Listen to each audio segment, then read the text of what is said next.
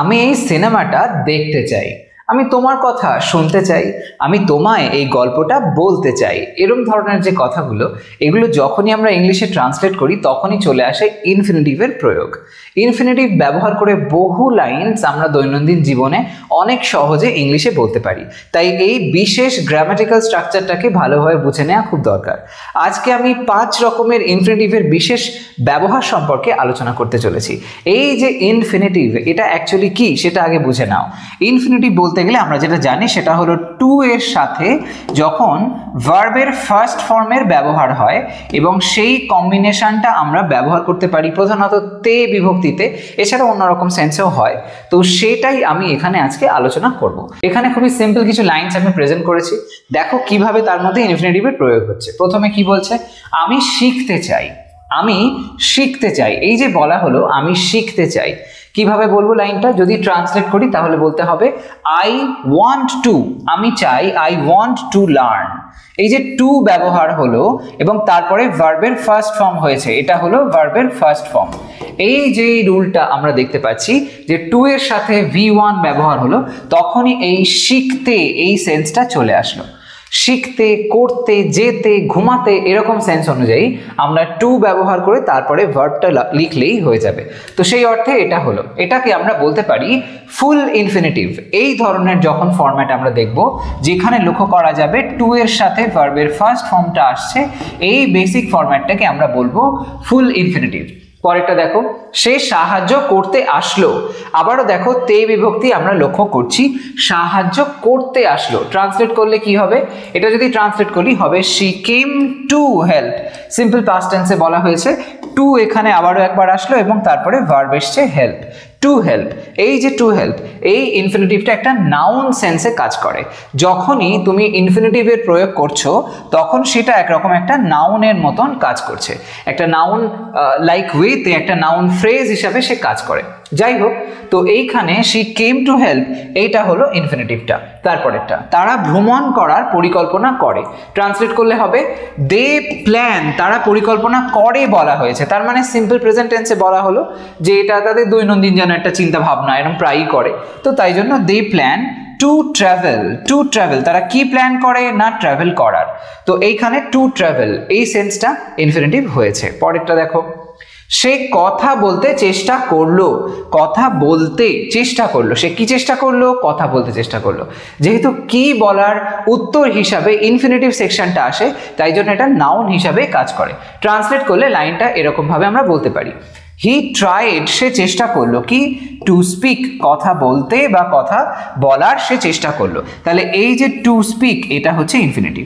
তাহলে এই সবকটা ক্ষেত্রে আমরা দেখতে পেলাম টু এর সাথে ভার্বের ফার্স্ট ফর্ম ব্যবহার হচ্ছে, এটাকে আমরা তাহলে বলছি ফুল ইনফিনিটিভ। এবার দেখো আর কি ধরনের ইনফিনিটিভ আমরা ব্যবহার করতে পারি। এবার যেটা আসছে সেটা হলো বেয়ার ইনফিনিটিভ। বেয়ার ইনফিনিটিভ কাকে বলে? যখন আমরা দেখব লাইনের মধ্যে টু শব্দটার ব্যবহার হবে না কিন্তু টু সেন্সটা ঠিকই থাকবে, এরকম ধরনের অর্থকে আমরা বলি বেয়ার ইনফিনিটিভ। অর্থাৎ যেখানে টু যেরকম আরেকটা ভার্বকে তার সাথে নিয়ে ইনফিনিটিভ তৈরি করে, সেরকম সেন্সটাই আমরা এখানে দেখব, কিন্তু টু এখানে ব্যবহার হচ্ছে না। সেরকম এক্সাম্পল এখানে লক্ষ্য করো, ওকে যেতে দাও। যখন আমরা এরকম ধরনের কোনো কথা বলি, ওকে এটা করতে দাও, ওকে এটা বলতে দাও, এরকম টাইপের সেন্স, তখন আমরা লেট ব্যবহার করে করি। তো লেট দিয়ে যখন লাইনগুলো বলবে তখন সেক্ষেত্রে বেয়ার ইনফিনিটিভের ফরম্যাটে আমরা বলি। তো সেই সেন্সে ওকে যেতে দাও, let him leave. Let him leave, এই যে শেষের দিকে লিভ ব্যবহার হয়েছে, এই লিভ যে শব্দটা, এটা অ্যাকচুয়ালি বেয়ার ইনফিনিটিভ হিসেবে কাজ করছে। তারপর একটু দেখো, আমি তাকে রান্না করতে সাহায্য করলাম। আমি কিসে সাহায্য করলাম? না রান্না করতে সাহায্য করলাম। এই সেন্সে আমরা বেয়ার ইনফিনিটিভের অ্যাপ্লাই করব। তাহলে ট্রান্সলেট করলে হবে I helped him cook. I helped him cook, actually helped him to cook, এরকম সেন্স আসছে, বাট আমরা এখানে টু এর ব্যবহার করছি না, V1 সরাসরি লিখতে পারি। এই সেন্সটাকেই বলা হয় বেয়ার ইনফিনিটিভ। পরেরটা, ওরা আমাকে দিয়ে কাজ করালো, আমাকে দিয়ে একটা কিছু কাজ করিয়ে নিল, এরকম সেন্স অনুযায়ী ট্রান্সলেট করলে হবে দে, তারা made me work. They made me work. এখানেও দেখো, এখানে ভার্ব আসার পরে আবার একটা এখানে ভার্বের ফার্স্ট ফর্ম আসছে। এই সেন্স যেটা হয়েছে সেটাই হলো বেয়ার ইনফিনিটিভ, যেমনটা তোমরা আগে স্ট্রাকচারে দেখলে। তাহলে বেয়ার ইনফিনিটিভ মানে হচ্ছে যখন দাঁড়াচ্ছে 2 প্লাস v1, এই ফরম্যাটটাকে আমরা ইনফিনিটিভ বলছি, সেই 2 এর ব্যবহারটা যখন আমরা করছি না, শুধু v1টা লিখছি, কিন্তু সেই জাতীয় সেন্স আনা হচ্ছে, এরকম ধরনের অর্থকেই বোঝানো হয় বেয়ার ইনফিনিটিভ বলে। পরেরটা, তারপর আমি তাকে চিৎকার করতে শুনেছিলাম। আমি কি শুনেছিলাম? তাকে চিৎকার করতে। ট্রান্সলেট করলে হবে I heard him shout. I heard him shout. শাউটও এখানে v1 হয়েছে, সেই সেন্সে এটাও বেয়ার ইনফিনিটিভ হলো। এবার চলো নেক্সট ফরম্যাটটা কি সেটা লক্ষ্য করো। এখানে আসছে পারফেক্ট ইনফিনিটিভের ফরম্যাট। এখন যেই জানবে পারফেক্ট কথাটা তুমি শুনছো, পারফেক্ট মানেই হলো হ্যাভ ফর্মের ব্যবহার এবং হ্যাভ এর সাথে ভার্বের থার্ড ফর্ম। সেই সেন্স অনুযায়ী আমরা এখানে যে স্ট্রাকচার দেখি সেখানে টু তার সাথে হ্যাভ বসে এবং তারপর ভার্বের থার্ড ফর্ম হয়। এই অর্ডার অনুযায়ী আমরা লাইনগুলো লিখবো। লক্ষ্য করো, সে কাজটা শেষ করে ফেলেছে বলে মনে হয়। কি মনে হয়? সে কাজটা শেষ করে ফেলেছে এরকমটা মনে হয়। ট্রান্সলেট করলে তখন লাইনটা হবে হি, সে, সিমস টু। সিমস এর ব্যবহার আমরা এখানে করছি মনে হওয়া সেন্স বোঝাতে। He seems to have finished the work. He seems to have finished the work. লক্ষ্য করো, এখানে এই যে শেষ করে ফেলেছে, কাজটা শেষ করে ফেলেছে, এই বিষয়টাকে বোঝানো হচ্ছে। টু বসানোর পরে হ্যাভ আসলো, এরকম ছে জাতীয় সেন্স থাকলে সেই অর্থে আমরা এটা করতে পারি। টু এর পরে হ্যাভ আসলো, তারপরে ভার্বের থার্ড ফর্ম আমি লিখেছি, সেটা ফিনিশড হলো, এবং তারপরে যেটা শেষ করেছে সেই কাজটা, সেটা লেখা হয়েছে দ্য ওয়ার্ক। তারপর সে এটা দেখে ফেলেছে বলে দাবি করে। সে কি দাবি করে? এটা দেখে ফেলেছে এমন দাবি করে। এই যে সেন্সটা আসছে, এখানেও দেখো সেই 6 কারে ছে আসছে। এরকম সেন্স অনুযায়ী আমরা ইনফিনিটিভ করতে পারি পারফেক্ট ইনফিনিটিভ। ট্রান্সলেট করলে কি হবে? তখন বলবো সে অর্থে শি লিখেছি এখানে আমি, তারপর দাবি করা অর্থে ক্লেমস ব্যবহার হয়েছে। শি ক্লেমস সিম্পল প্রেজেন্ট টেন্সে, তারপর to have seen it. She claims to have seen ইট, এখানে টু আসলো, হ্যাভ আসলো, সিন ভার্বের থার্ড ফর্ম হয়ে গেল, তারপরে ইট। নেক্সট ওয়ান, তারা যেন ভুলে গেছে মনে হচ্ছে। কি মনে হচ্ছে? তারা যেন ভুলে গেছে, এরকম সেন্স আসছে। তো সেই অর্থে ট্রান্সলেট করলে হবে দে, তারা, মনে হচ্ছে কি অ্যাপিয়ার। এখানে মনে হচ্ছে বলতে আমরা অ্যাপিয়ার শব্দটাকে ব্যবহার করতে পারি, সেন্স অনুযায়ী এটা কিন্তু অ্যাপ্লাই করা যায়। তো they appear to have forgotten. They appear to have forgotten, তাহলে এখানে হ্যাভ এর ব্যবহার হলো এবং ফরগট শব্দের থার্ড ফর্ম ফরগটেন। তারপর সে সেখানে কাজ করেছে এমন ভান করলো। সে কেমন ভান করলো বা কি ভান করলো? যে সেখানে কাজ করেছে এরকম একটা ভান করলো। ট্রান্সলেট করলে কি হবে? সে, হি প্রিটেন্ডেড, ভান করলো কিসের? To have worked there. He pretended to have worked there, তাহলে টু এর পরে হ্যাভ এবং ভার্বের থার্ড ফর্ম হলো। তো এরকম স্ট্রাকচার অনুযায়ী যেই আমরা করবো এটাকে বলা হচ্ছে পারফেক্ট ইনফিনিটিভ। খুবই সহজ জিনিস। নেক্সট ওয়ানটা দেখো। এবার যেটা আছে সেটা হলো কন্টিনিউয়াস ইনফিনিটিভ। কন্টিনিউ, এই কন্টিনিউ কথাটা যেই আমরা দেখি টেন্সের মধ্যে আসে, তখনই আমরা কিসের কথা ভাবি? আইএনজি এর কথা বলি।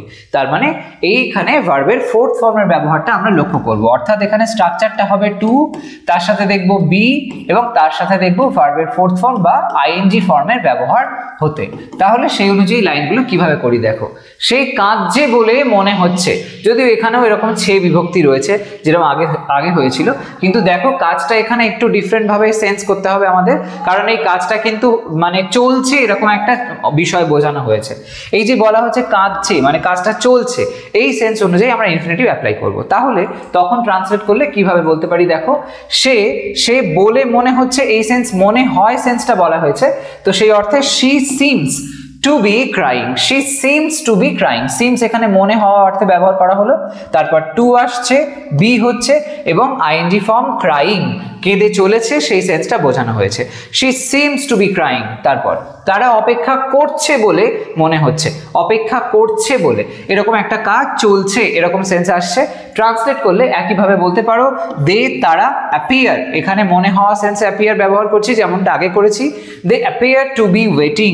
দে appear to be waiting, to আসলো, বি হলো এবং ভার্বের সাথে আইএনজি যোগ, কাজটা চলছে এরকম সেন্স অনুযায়ী। তারপর একটা, সে পড়ছে এমন ভান করছে। কেমন ভান করছে?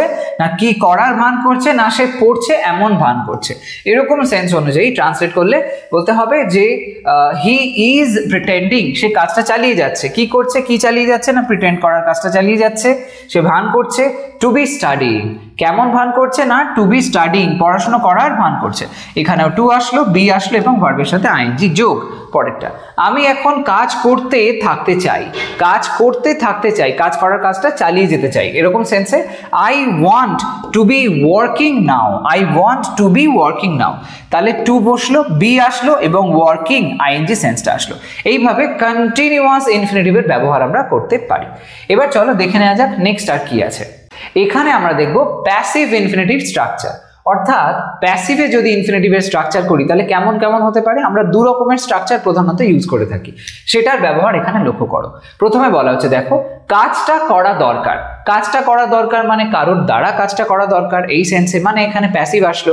এই সেন্সে ট্রান্সলেট করলে আমরা লাইনটা এরকম ভাবে বলবো, দ্য ওয়ার্ক কাজটা নিডস, দরকার সেন্সে আমরা নিড ভার্বের ব্যবহার করেছি, তো নিডস টু বি ডান। তাহলে কি ফরম্যাট আসলো, টু তারপরে বি তারপরে V3 হলো। অর্থাৎ এখানে আমরা যখন প্যাসিভের স্ট্রাকচারটা দেখছি ফুল ইনফিনিটিভ ফরম্যাট অনুযায়ী, তখন এখানে two plus B plus V3 আসছে প্যাসিভ স্ট্রাকচার বোঝাতে। The work needs to be done. তারপরেরটা, আমার কথা শোনা হোক এটা চাই, আমি কি চাই, আমার কথা শোনা হোক এটা চাই মানে কারোর দ্বারা শোনা হোক এটা চাই। ট্রান্সলেট করলে বলতে হয় I want to be heard, আমার কথা শোনা হোক, এই কথা আমরা এরকম ভাবে বলতেই পারি, I want to be heard, my words কথাটা না লিখলেও চলবে। তো সেই সেন্সে I want to be heard মানে আমার কথা শোনা হোক, আমি কি বলছি সেটা শোনা হোক। এখানেও দেখো টু আসলো, বি হলো এবং V3 হয়েছে, হিয়ার থেকে হার্ড হয়ে গেল। ওকে, তারপরে নেক্সট ওয়ান, সে প্রতারিত হয়েছে বলে দাবি রাখলো, কি দাবি রাখলো, প্রতারিত হয়েছে মানে কারোর দ্বারা প্রতারিত হয়েছে। তাহলে এখানেও আসছে কিন্তু ইনফিনিটিভ স্ট্রাকচার, কিন্তু হয়েছে বলা হয়েছে, ঘটনাটা হয়ে গেছে, তার মানে কি হচ্ছে, এখানে আসছে ঠিক ধরেছো পারফেক্ট ইনফিনিটিভের স্ট্রাকচার।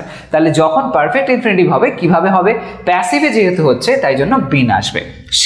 সে আসলো, দাবি রাখলো, ক্লেইমড, কি ক্লেম করলো, two have bin betrayed, she claimed to have been betrayed। তাহলে এখানে কিন্তু আরেকটা স্ট্রাকচার আসলো, সেটা কি হলো, প্রথমে টু বসছে, তারপরে হ্যাভ আসছে, তারপরে বিন আসছে এবং তারপরে হচ্ছে V3 ভার্বের থার্ড ফর্ম। এই স্ট্রাকচার অনুযায়ী করা হলো। পরেরটা, ফাইলটা মনে হয় হারিয়ে ফেলা হয়েছে, ফাইলটা মনে হয় হারিয়ে ফেলা হয়েছে। এই যে হারিয়ে ফেলা হয়েছে মানে কারোর দ্বারা হারিয়ে ফেলা হয়েছে, তাহলে সেম সেন্স এখানেও আসলো। একই স্ট্রাকচার অ্যাপ্লাই করে আমরা যদি এটা লিখি, দ্য ফাইল সিমস, সিমস এর ব্যবহার করা হলো এখানে মনে হয় সেন্সটা বোঝাতে, the file seems to have been lost, to have been lost, to আসলো, হ্যাভ আসলো, বিন হয়েছে এবং ভার্বের থার্ড ফর্ম হয়েছে লস্ট। এরকম ভাবে দেখতে পেলে প্যাসিভ স্ট্রাকচার অ্যাপ্লাই করেও আমরা ইনফিনিটিভ কিন্তু করতে পারি। এছাড়া আরেক বিশেষ ধরনের ইনফিনিটিভের ব্যবহারও হয়, সেটাকে বলা হয় স্প্লিট ইনফিনিটিভ। বেসিক্যালি সেটা তোমরা ওই মানে ফুল ইনফিনিটিভ সেন্সও ভাবতে পারো। স্প্লিট ইনফিনিটিভের ক্ষেত্রে কি হয়, সেখানে টু এবং V1 এর মাঝখানে একটা কোনো অ্যাডভার্বকে হয়তো ইনপুট করে দেওয়া হলো, সেইভাবে বলা হয় মডার্ন স্ট্রাকচার। গ্রামাটিক্যালি খুব একটা অ্যাকসেপ্টেবল নয়, কিন্তু বর্তমান দিনে স্পোকেন ইংলিশে বেশি এটা প্রচলিত হচ্ছে এবং রিটেন ইংলিশেও কোথাও কোথাও ব্যবহার লক্ষ্য করা যায়। এই স্প্লিট ইনফিনিটিভ নিয়ে কনফিউশন থাকলে সেটা দেখতে পারো, আমি এর উপর অলরেডি ভিডিও করেছি, আমি কমেন্ট সেকশনের লিঙ্কটা পিন করে রেখেছি, সেটাও দেখে নিও, তাহলে ইনফিনিটিভের উপরে সম্পূর্ণ একটা দখল তৈরি করতে পারবে। তো যাই হোক, আজকের এই ভিডিওটা এই পর্যন্তই থাকছে। যদি কোথাও কোনো কনফিউশন থাকে আমাকে কমেন্ট সেকশনে অবশ্যই জানিও, আর এরকম ধরনের লাইনস তোমরাও বানাও। এই ভিডিওটাকে একটা লাইক করতে ভুলো না, শেয়ার করো সমস্ত ফ্রেন্ডসদের সাথে, আর চ্যানেলটাকে সাবস্ক্রাইব না করে থাকলে অফকোর্স করে নাও, কারণ এই ধরনের ইনফরমেটিভ ভিডিওস তোমরা আমার চ্যানেল থেকে পেতেই থাকবে। আজ তবে আসি, সবাই ভালো থাকো, সুস্থ থাকো, বাই বাই।